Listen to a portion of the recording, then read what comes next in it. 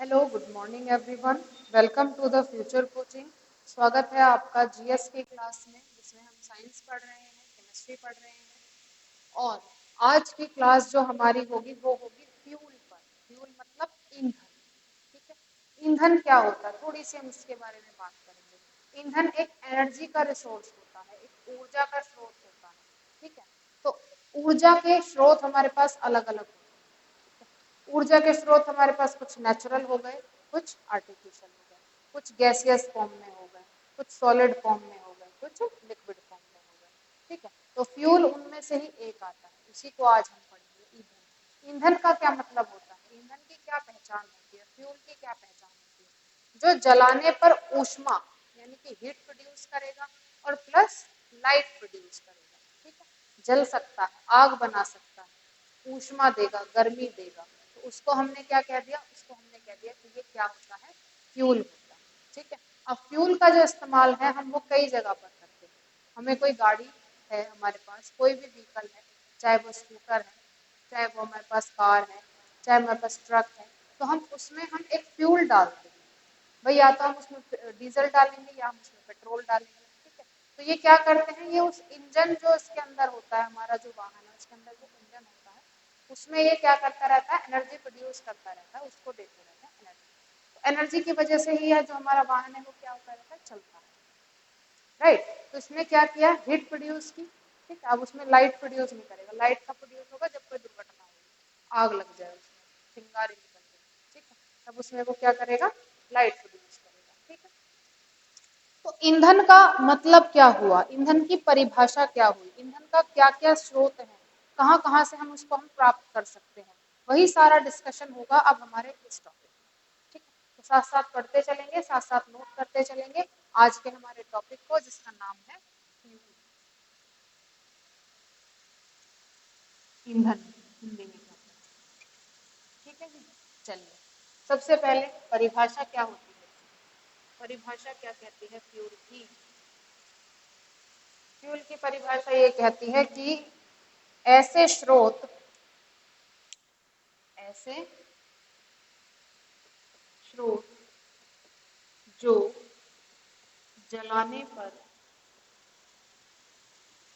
Heat यानी कि ऊष्मा और लाइट यानी कि प्रकाश उत्पन्न करें, उन्हें हम क्या कहते हैं, उन्हें हम फ्यूल, ईंधन कहते हैं। क्लियर है बात। ठीक है, फ्यूल क्या हो गया, जिसको हमने जलाया और उसने क्या किया, ईंधन। ईंधन की जगह इसे जलाने पर ऊष्मा दी और लाइट दी, तो हमने क्या कह दिया कि इसे हमने इसको नाम दे दिया कि ये हमारा क्या है, ये फ्यूल है। ठीक है, जैसे लकड़ी होती है। ठीक है, लकड़ी से हम क्या बनाते हैं, कोयला बनाते हैं। हमने कोयला देखा, कोयले को हमने कह दिया, हमने इसे जलाया, जलाने के बाद उसमें से क्या हुआ, गर्मी निकली, धुआं निकला। ठीक है, और धुएं में कौन सी गैस होगी, CO2। अब CO2 गैस की हम बात करें, क्योंकि यहाँ पे जब हीट निकलेगी तो उसमें से कौन सी गैस निकल रही है, CO2 निकल रही है। ठीक है, अब इसको जलाने के लिए, जब भी हमें ईंधन को जलाना है तो जलाने में मददगार गैस कौन सी होती है जी, वो होती है O2, होती है ऑक्सीजन। ये जलाने के लिए हेल्प करेगी, बुझाने के लिए हेल्प नहीं करेगी, ठंडी गैस है लेकिन आग जलाने में हेल्प करेगी, बुझाने में। ठीक है, जलाने यानी कि किसके लिए, जो जलने के बाद जो धुआं निकलता है, जलने पर धुआं निकलता है, उसमें सबसे ज्यादा कौन सी गैस होती है, CO2 गैस होती है। ठीक है, अब इस CO2 गैस का दूसरा नाम भी होता है, इसे कहते हैं दमघोटू गैस। क्या कहते हैं, दमघोटू गैस। इसको क्या कहते हैं, ये जीवनदायिनी है। ये कैसी गैस है, जीवनदायिनी गैस। ठीक है, ये जीवन देती है, ये जीवन ले लेती है। ठीक है, CO2 क्या कर देती है, जीवन ले लेती है, तो इसलिए इसका नाम क्या है, दमघोटू गैस होता है। क्यों है दमघोटू गैस नाम, क्योंकि जब ये हमारी बॉडी में जाती है, हमारी बॉडी में एयर सैक्स होते हैं। ये उनके अंदर जाके क्या हो जाती है, उन्हें फुला देती है पूरी तरह से, इतना छोटा है इतना बड़ा कर देती है, जिसकी वजह से उनमें ऑक्सीजन की कमी हो जाती है और उनमें जो ट्रांसफर हो रहा है हमारा ऑक्सीजन का और CO2 का वो नहीं हो पाता है। तो इसीलिए जो हमारे एयर सैक होते हैं वो फूल के बिल्कुल कैसे हो जाते हैं, स्पेस नहीं रहता है जरा सा भी, और वो फूले ही रह जाते हैं। ठीक है, इसीलिए इसका नाम क्या है, दम घोटू। इससे हमारा दम जो है, हमारा जो सांस है वो क्या हो जाता है, रुक जाता है, इसलिए इसका नाम क्या हो गया, दम घोटू गैस। O2 हमारी ठंडी गैस हो गई आग जलाने में। आग बुझाने में कौन सी गैस का इस्तेमाल किया जाता है, CO2 गैस का इस्तेमाल करते हैं। किसमें, आग बुझाने में CO2 गैस। और CO2 गैस का नाम क्या होता है जी, कार्बन डाई ऑक्साइड। ठीक है, कार्बन डाई ऑक्साइड, ये CO2 का नाम होता है। ठीक है, तो ये आग बुझाने में CO2 का इस्तेमाल करते हैं, O2 का इस्तेमाल नहीं करते हैं। आप कभी भी किसी हॉस्पिटल में गए होंगे, है ना, हॉस्पिटल में चले जाइए, किसी स्कूल में चले जाइए, वहां पर आपको एक रेड कलर का टैंक मिलेगा लगा हुआ हर स्कूल में। ठीक है, एक रेड कलर का टैंक लगा हुआ मिलता है, उस पर लिखा होता है फायर एक्सटिंग्विशर। क्या लिखा होता है, फायर एक्सटिंग्विशर, यानी कि अग्निशामक यंत्र, अग्निशामक यंत्र। मतलब आग बुझाने में इसका इस्तेमाल किया जाएगा। इस टैंक में जो गैस भरी हुई होती है वो कौन सी होती है, वो इसके अंदर होती है CO। ठीक है, O2 भड़काती है आग को, CO2 बुझाती है। ठीक है जी, क्लियर है बात यहाँ तक, कोई दिक्कत कोई परेशानी। ठीक, अब इसका नाम क्योंकि CO2 का दमघोटू गैस है, तो सर्दियों में कुछ लोग क्या करते हैं, सर्दियों में क्या करेंगे हम, हमने कमरा बंद किया अच्छे से। ठीक है, सर्दियों में हमने क्या किया, सर्दियों के मौसम में हमने एक कमरा बंद किया और कमरा बंद करके उसमें अंगार जला लिया, अंगार जला लिया। अब जब तक वो अंगार जलते रहे, ठीक है, तो उनसे धुआं ऑब्वियस सी बात है निकलेगा। तो वो धुआं, क्योंकि जो CO2 होती है वो हल्की गैस होती है, ठीक है, और O2 जो होती है वो भारी गैस होती है। इसीलिए O2, अगर ये आपका कमरा है तो O2 आपको इस एरिया में मिलेगी, नीचे वाले एरिया में, और ऊपर वाले एरिया में हमारे जो धुआं है वो यहाँ पे कलेक्ट होता रहेगा। ठीक है, यहाँ पे उस अंगार यहाँ पे जल रहा है, इस अंगार ने सारी CO2 को ले लिया, तो यहाँ पे ये खाली हो गई। ठीक, क्योंकि O2 तो सारी अंगारों के पास चलेगी, बची नहीं यहाँ पे, सारी O2 कहाँ चलेगी, इन अंगारों ने ले ली अपने आप को जलाने के लिए। बाकी की बचे CO2 को, यहाँ पे क्या हो गई, अब CO2 भर गई पूरे कमरे में, कमरा बंद है, कोई वेंटिलेशन नहीं, कुछ नहीं। ठीक है, इसके अंदर बैठे पर्सन का क्या होगा भैया, मृत्यु हो जाएगी, है ना। इसीलिए कहते हैं कि सर्दियों में कभी भी बंद कमरे में अंगार जलाकर नहीं सोना चाहिए, आपको पता भी नहीं चलेगा और आपकी मृत्यु हो जाएगी, आप दूसरे लोग में आग खोलेंगे।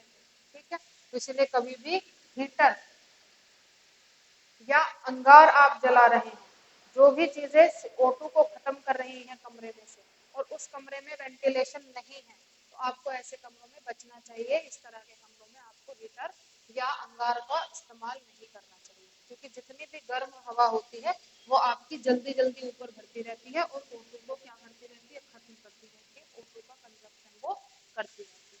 इतनी चीज क्लियर है। ठीक है, आपने कई केस सुने भी होंगे सर्दियों में, इस मामले में बहुत डेथ होती है ना, कि बंद कमरे में पूरा परिवार या बच्चे या बड़े बैठे हुए थे, बड़े बूढ़े बैठे हुए थे, उन्होंने अंगार जलवा लिया और फिर सुबह तक बचे ही। इसीलिए क्योंकि वो जो CO2 वहां पर बढ़ जाती है, और CO2 का नाम क्या है, दमघोटू गैस, और वो दम को क्या कर देती है, घोट देती है अच्छे से।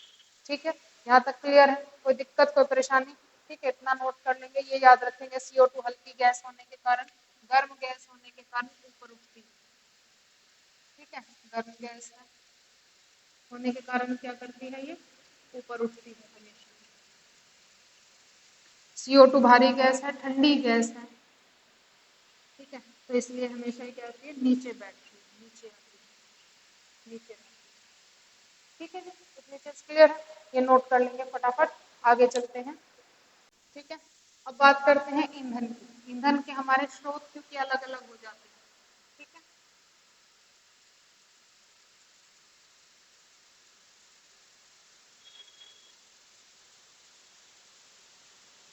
अब बात करते हैं ईंधन की, क्योंकि ईंधन के हमारे स्रोत क्या हो जाते हैं, अलग अलग हो जाते हैं।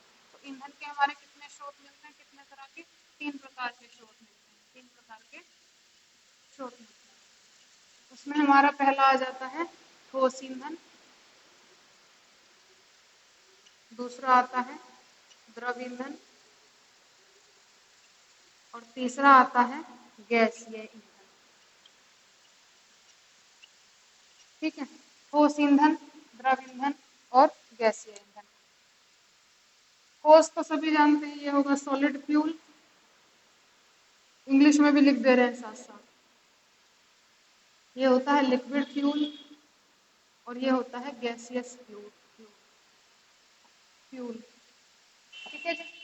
सॉलिड का मतलब हो गया, जैसे हमने कह दिया लकड़ी, कोयला। ठीक है। द्रव का हमने कह दिया डीजल, पेट्रोल, केरोसिन। ठीक है। ये हमारे किस में हो गए, लिक्विड में हो गए। गैस में हमने कह दिया नेचुरल गैस, नेचुरल गैस। ये हमने कह दिया एलपीजी, ये हमने कह दिया सीएनजी। आजकल सीएनजी का हम बहुत इस्तेमाल करते हैं, किसमें, जो हमारे वाहन होते हैं। क्यों, क्योंकि ये जो होती है ना सीएनजी जो होती है, जब ये बर्न करती है, जलती है, तो ये धुआं नहीं बनाती, ये धुआं नहीं बनाती है। जलने पर जो हमारी ये वाली गैसेस होती हैं, गैसीय ईंधन होते हैं, इनके बारे में एक नोट पॉइंट लिख लेना, ये जलने पर धुआं नहीं बनाती, धुआं नहीं बनाती। एलपीजी इस्तेमाल करते हैं हम सभी अपने घरों में, ठीक है ना, लिक्विड पेट्रोलियम गैस। ठीक है। तो हम लिक्विफाइड भी कहते हैं इसको। तो ये क्या होती है, जैसे ये रिफाइनरी होती है एक तरह से, है ना, पेट्रोलियम का रिफाइनरी प्रोडक्ट होता है। तो हम उसमें क्या करते हैं एलपीजी में, कि एलपीजी को जब हमने गैस के थ्रू, स्टोव के थ्रू जलाना शुरू किया, तो वो धुआं देती है, नहीं देती है। ठीक है। तो वो हमारे लिए कैसी हो गई, स्मोकलेस हो गई। हमने सीएनजी को गाड़ी में डलवाया, तो क्या वो धुआं देगी, नहीं देगी जी। ठीक है। नेचुरल गैसेस क्या होती हैं, ये जलने पर धुआं नहीं देती हैं, इसीलिए ये हमारे वातावरण के लिए हानिकारक नहीं है। ठीक है। बाकी दोनों ये जो होंगी, ये जलने पर धुआं देती है, जलने पर धुआं देती है। और उस धुएं में कौन सी गैस होती है, CO2 होती है, CFC होती है। ठीक है। और आपका कार्बन मोनोऑक्साइड होती है। ठीक है। तो इसमें क्या होती है, वो सारी दम घोटने वाली गैसेस होती है, तो वो हमेशा ऊपर उठती रहती है, ऊपर ही वहीं पे परत जमाती रहती है। ठीक है। आप लकड़ी जलाएंगे, धुआं निकलेगा, कोयला जलाएंगे, धुआं निकलेगा, डीजल जलाएंगे, धुआं होगा, पेट्रोल होगा, धुआं होगा, केरोसिन जलाएंगे, धुआं होगा।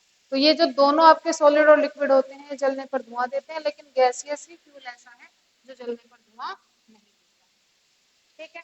इतनी चीज क्लियर है। एलपीजी का इस्तेमाल हम अपने घरों में करते हैं, सीएनजी का इस्तेमाल हम अपनी गाड़ियों में करते हैं, नेचुरल गैस का इस्तेमाल घरों में, गाड़ियों में, कई जगह पे किया जाता है। बिजली बनाने में नेचुरल गैस का बहुत इस्तेमाल किया जाता है। इतनी चीज क्लियर है, यहाँ तक कोई दिक्कत, ये समझ आ गया तीनों तरह के हमारे पास कैसे कैसे ईंधन होते हैं। ठीक है। नोट करेंगे फटाफट। ठीक है।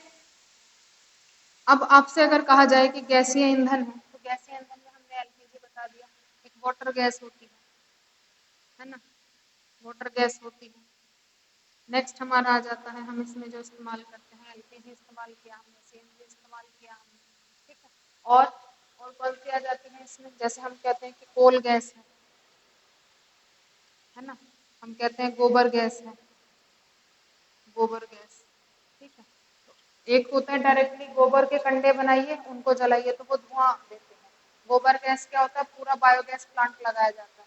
ठीक है। उसमें हम गोबर को स्लरी बना के इकट्ठा करते हैं, इकट्ठा करने के बाद फिर उसमें मीथेन और CO2 वो मिक्स होकर उसमें कंबाइन होकर बनती है, और पाइप के थ्रू फिर वो स्मोकलेस ईंधन बन जाता है हमारा। तो गैसियस ईंधन जितना भी होगा, वो सब हमारा कैसा होगा, नॉन स्मोकी होगा, उसमें स्मोक आपको नजर नहीं आएगा। ठीक है जी। इतनी चीज क्लियर है। ठीक है। यहाँ तक कोई दिक्कत, कोई परेशानी? नोट करेंगे फटाफट। अब हम बात करते हैं एलपीजी की। एलपीजी घरों में खाना बनाने के लिए सिलेंडर में मिलकर डालकर हमको दी जाती है कि इसमें अब आप यूज कर लीजिए, स्टोव में लगाइए, बढ़िया जलेगी, बढ़िया खाना वाना मस्त पकाइए। ठीक है, तो एलपीजी वही होती है। इसका पूरा नाम क्या होता है? इसका पूरा नाम होता है लिक्विफाइड पेट्रोलियम गैस। ठीक है जी, इसको हम कहते हैं, ये क्या है? ये एक द्रव ईंधन है। क्या है? द्रव ईंधन। इस द्रव ईंधन में क्या मिलता है? इसमें जी ब्यूटेन मिलता है, ब्यूटेन मिलता है, प्रोपेन मिलता है। ठीक है, ब्यूटेन मिलेगा और प्रोपेन मिलेगा। ठीक है, ब्यूटेन प्रोपेन, यानी कि ब्यूटेन हो गया CH4 और ये हो गया आपका CH3। ठीक है, ब्यूटेन और प्रोपेन। प्रोपेन C3 होता है, ब्यूटेन होता है C4। मैथ एट प्रोब्यूट, ये मैंने आपको 4 नाम लिखवाए थे ना कि कार्बन की जितनी भी वैलेंसी होगी उसके हिसाब से इनके नाम डिसाइड किए जाते हैं। तो मैथ एट प्रोब्यूट, तीसरे नंबर प्रोप आया तो C3, चौथे नंबर ब्यूट आया तो C4। तो यही दोनों चीज इसमें आपको एलपीजी में देखने को मिलती है। ठीक है, ठीक है जी। एलपीजी में और क्या मिलेगा? एलपीजी में मिलते हैं आपको हाइड्रोकार्बन। एलपीजी में हाइड्रोकार्बन मिलते हैं। ठीक है, हाइड्रोकार्बन जैसे आपने H के साथ C को कंबाइन कर दिया तो ये हमारा क्या हो गया? हाइड्रोकार्बन हो गया। ठीक है, और ये जो हम ये लगा रहे हैं ना डंडे, ये इसकी वैलेंसी होती है कि एक जो C है, कार्बन है, वो अपने साथ कितने एलिमेंट को कंबाइन करवा सकता है, तो उसकी वैलेंसी हो जाती है। तो C की वैलेंसी याद रखिएगा कि जो कार्बन की, इसको नोट करके लिख लीजिएगा, NP नोट पॉइंट करके, कि कार्बन की वैलेंसी, कार्बन की वैलेंसी कितनी होती है? 4 होती है। ठीक है, इस तरह से बना के इसको छोड़ दीजिएगा। ये अपने साथ 4 और एलिमेंट को आराम से ऐड करवा सकता है। ठीक है, तो इसमें हमारा क्या होता है? एलपीजी में हाइड्रोकार्बन होते हैं। क्योंकि इसमें ब्यूटेन और प्रोपेन होता है तो इसमें ये दोनों ही प्रोडक्ट ऐसे होते हैं जो क्या नहीं आने देते? गंध नहीं आने देते। तो इसको लिख लेंगे कि ये दोनों ही क्या नहीं आने देते? गंध नहीं आने देते। ठीक है, ठीक। अगर ये दोनों गंध नहीं आने दे रहे हैं तो एलपीजी में फिर जब लीक हो जाती है गैस तो उसमें पता कैसे चलता है? यानी कि उसमें एक अजीब सी गंध आती है ना। ठीक है, तो वो अजीब सी जो गंध होती है वो किसकी होती है? ठीक, इसको हम रफ कर देते हैं, नोट कर लिया। ठीक है, वो अजीब सी जो गंध होती है वो किसकी होती है? वो मरकैप्टन की गंध होती है। किसकी? मरकैप्टन की गंध होती है, जिससे ये फॉर्मूला इसका होता है SH। ठीक है, ये एलपीजी में गैस में क्योंकि प्रोप और ब्यूट की वजह से गंध नहीं आती है, जलते वक्त गंध नहीं आती है, लेकिन जब गैस लीक होती है तो उसमें जो गंध आती है वो मरकैप्टन की गंध आती है। एलपीजी गैस में लीक होने का पता करवाती है, लीक होने का पता करवाती है, वरना तो गंध आएगी नहीं। और एलपीजी एक खतरनाक गैस होती है, आप जाके स्टोव जला देंगे, बस हो गया काम, लग जाएगी आग सारे में, है ना। क्योंकि ये तो भाई फ्लेमेबल है, जलने लायक गैस है तो आराम से जल जाएगी। तो एलपीजी में लीक होने का पता करवाती है, दुर्गंध क्रिएट करती है, दुर्गंध उत्पन्न करती है, जिसके कारण क्या हो जाते हैं? दुर्घटना बच जाती है, दुर्घटना नहीं हो पाती। ठीक है, यहाँ तक चीजें क्लियर है? कोई डाउट, कोई दिक्कत? ठीक है, तो ये मरकैप्टन की वजह से होता है, जिसका फॉर्मूला हम क्या लिखते हैं? SH लिखते हैं।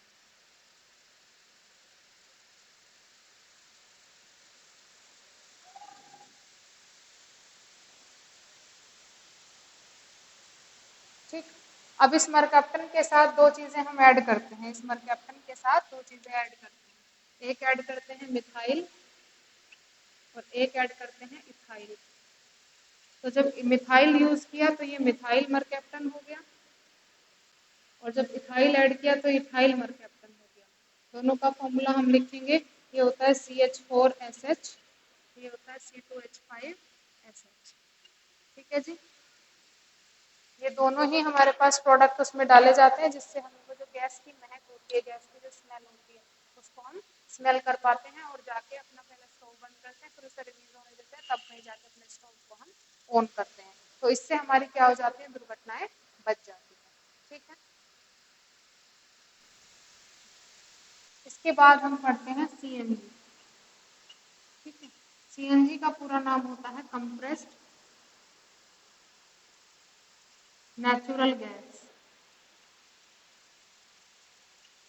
ठीक, इसका जो हम इस्तेमाल करते हैं वो हम इस्तेमाल करते हैं जो हमारे वाहन होते हैं, वाहनों में फ्यूल के स्थान पर,